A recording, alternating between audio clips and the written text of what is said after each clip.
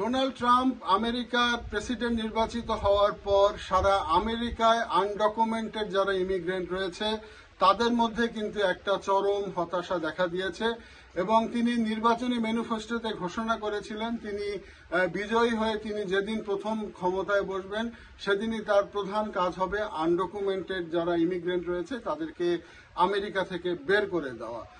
তো এর ঢেউ কিন্তু কানাডাতেও লেগেছে মোটামুটি একটা হিসাবে যেটা দেখা গিয়েছে যে প্রায় 1 কোটির উপরে আনডকুমেন্টেড লোক কিন্তু এই মুহূর্তে ইউএসএ তে রয়েছে।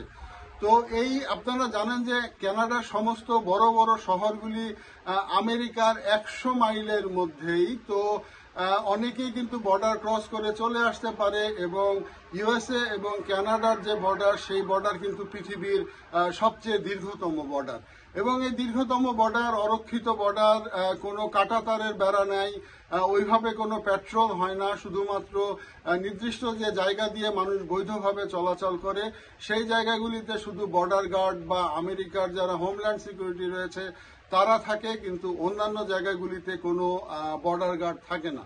তো যার ফলে হচ্ছে কি যে ইতিমধ্যেই অনেকেই বিভিন্নভাবে আমেরিকা থেকে কানাডায় আসার চেষ্টা করছে বা অনেকে আসার চলে এসেছে কিছু কিছু মানুষ। তো এ নিয়ে কানাডা উদ্বিগ্ন এই কারণে যে কানাডাতে এই মুহূর্তে অনেক মানুষ রিফিউজি ক্লেম করে বসে রয়েছে পৃথিবীর বিভিন্ন দেশ থেকে ভিজিট ভিসা এসে। স্টুডেন্টরা পিআরের জন্য তারা পিআরের জন্য হচ্ছে না তাদের পার্মানেন্ট রেসিডেন্সি, যার ফলে দেখা গিয়েছে যে স্টুডেন্টদের মাঝেও কিন্তু অ্যাসাইলাম ক্লেম করা। তারপর দিয়ে এই আমেরিকা থেকে যদি একটি বিশাল অঙ্কের অ্যাসাইলামধারী যদি লোকজন কানাডাতে চলে আসে তাহলে সেটা কানাডার জন্য একটা বড় ধরনের ডিজাস্টার হবে।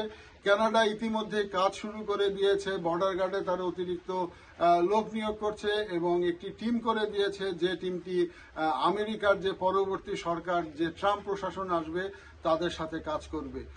তো সব মিলিয়ে এই ভীতি বা এই শঙ্কা যেমন আমেরিকানদের মাঝেও রয়েছে, আমেরিকার আনডকুমেন্টেড লোকজনের মাঝেও রয়েছে, ঠিক তেমনি ভাবেই ক্যানাডিয়ান গভর্নমেন্ট এবং কানাডার মানুষও কিন্তু শঙ্কিত এই ডোনাল্ড ট্রাম্পের এই নীতির কারণে।